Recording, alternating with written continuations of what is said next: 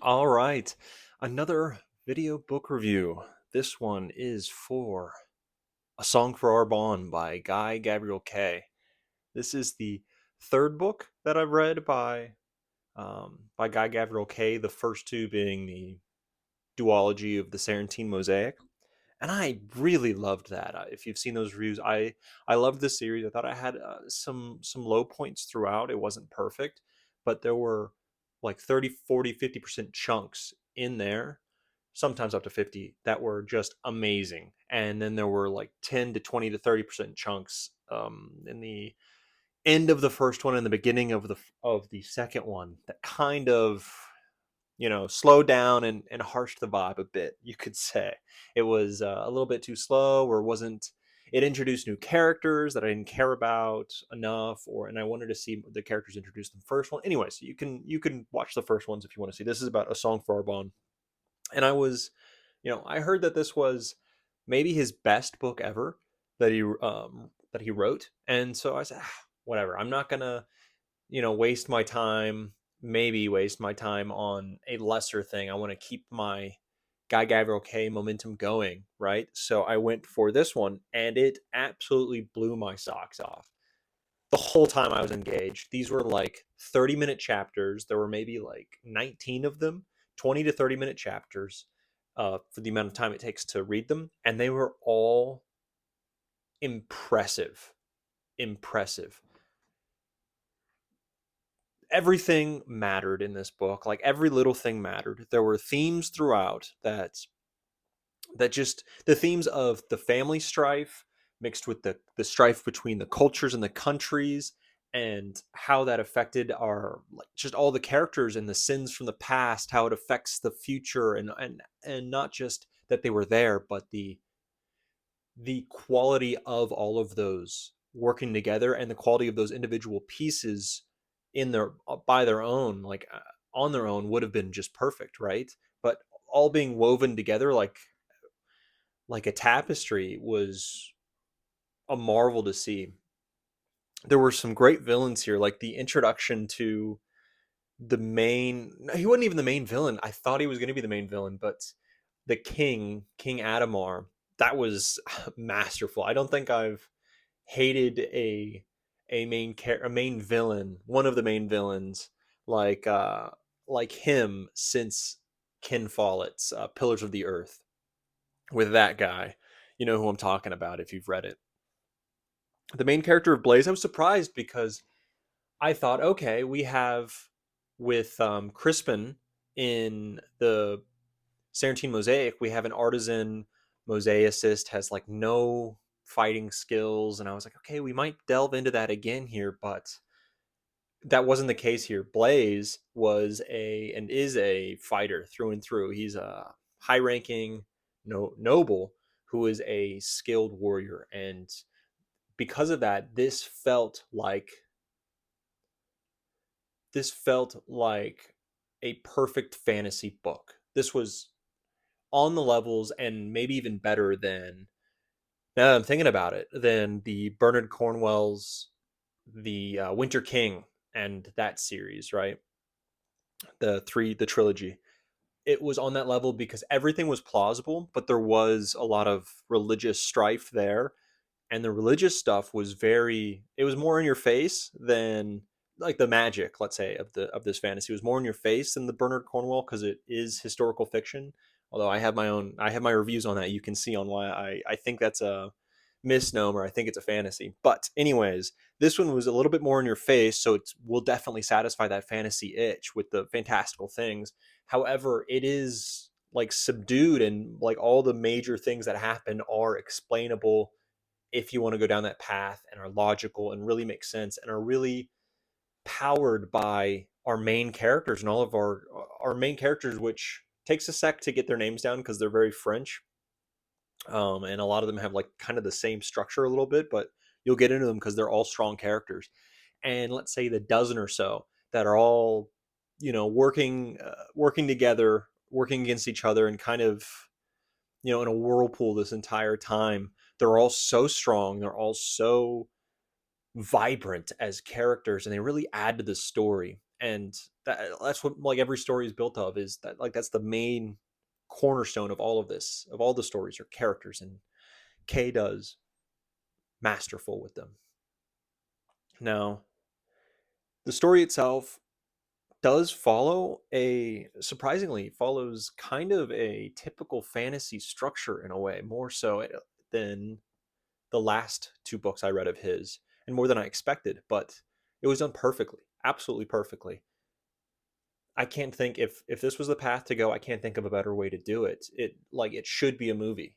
That's if anyone would desire to make a movie of that, a new fantasy, this would be it. It's got everything. It's got sword fights, romance, magic, big battles, the nobles all fighting each other and having big you know, nation fights and battles and struggles.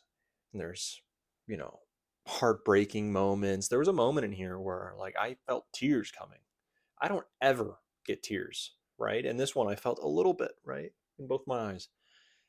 And that was towards the end, and it was the death of a character, and it got me. It really got me. And I was like, oh, this heartbreak. I think I had my one of the dogs next to me, and I was just patting her head like, oh God, but I'm in public, so I couldn't openly weep. But it was just a fantastic experience. The Black Tongue Thief, which I just read 2 books ago, I thought, okay, this is modern fantasy, but done in the classical style of that kind of quest fantasy. And that this is like such a fresh and new way of doing it. This kind of did the same thing, but it didn't feel modern. It felt like it was like Tolkien. It felt like, and Follett, it went above any of that. It went above those kind of genres I can put it into, or subcategories. This just felt like fantasy done perfect. Fantasy done perfect. And with this story, I'll put that definitely, like, this is a top 10 book of all time for me. It's up there with Tolkien. It's up there with Follett. It's up there with Pierce Brown. Like, he's a way different kind of author. But if you want to get a feeling, Tolkien and Follett, I would say Follett, it's the most like Follett in how it goes. It just feels so much like Pillars of the Earth in a lot of ways, but it does it in a more tight book. Like, it's not a massive book, and it's perfectly sized, and I didn't feel like they would have a good ending. Like, I was 70% through the book, and I was like, there's no way they're going to get this ending down and they're going to lock it down. But he did. He really did, and it was an absolute blast. An absolute blast. A beautiful read.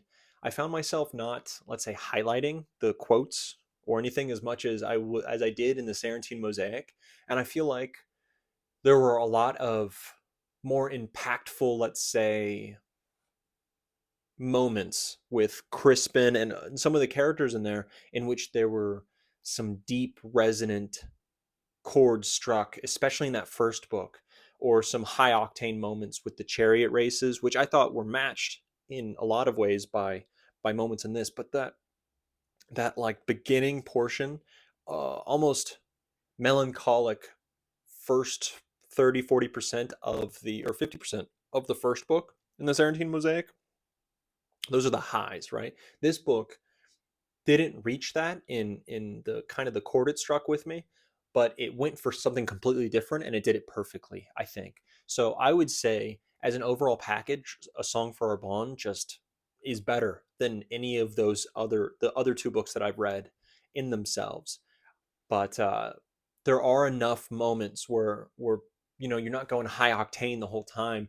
You are, most of the time, is you have these characters and you're sitting back and you are watching them interact with each other, and there's a lot of unsaid things and things that, things from the past are affecting them, and there's a lot of melancholic moments like that, and it's beautiful. It's absolutely beautiful, and you really, really get to care for all of these characters. I did see with Blaze. My biggest problem with the Sarantine Mosaic was the the way that women would throw themselves at Crispin, like every single one of them, and to a degree that happened here as well with Blaze, with the with the love from the past, so she at least mattered. Like she mattered. The love from the past, she was already there from the past, and she affected him, so she was there. You had another woman who was very important. I won't actually spoil that, but let's say also from his past. And that I didn't feel like it was a love at all. It was like it was almost like I don't know, it was a shared grief moment, and a lot came from that, but it didn't bloom. There was no actual love there. So I'll forgive that. Then you had another woman that was truly love, and then another one which was kind of like a childhood, childish kind of in there, a childish longing, and then the last one which you never get to see, I guess. So there was a lot of it, but it wasn't as like boom, boom, boom, one after the other, and it didn't feel as out of place as in the Sarantine Mosaic. So it was better in that sense. But Guy Gavriel K loves his main characters having women thrown at him. But anyways, I think this is a near perfect book, especially for what it set out to be. Best fantasy of all time. It's on the list, and I'm gonna give it a 9.5, 9.6 out of 10. All right, on to the next one.